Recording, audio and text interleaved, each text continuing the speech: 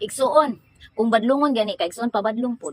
Yes, tinuod ang mga igsoon kay diha magtubo imong pagtuo, magtubo imong kailob, magtubo ang imuhang kahibalo diha sa Dios. Yes, mga igsuon kay diha man ka makurek. Nindot kay igsuon na koreksyonan bitaw ta kanunay ganahan jud ko ana mga igsuon kay diha jud ta motubo. Yes, mga igsuon kay ang gusto man gud sa Ginoo kay ang grasya man gud nagihatag sa Ginoo mga igsuon ang pagbadlong, ang pagbiya didto sa kinabuhing dautan. O mao na ang grasya mga igsuon. Wala ta giluwas sa Ginoo para ingon ay sige lang sis, ay okay ra sis, ay wala jud ingon ang Ginoo ni ana mga igsuon badlongon jud. Hangtod na makasabot.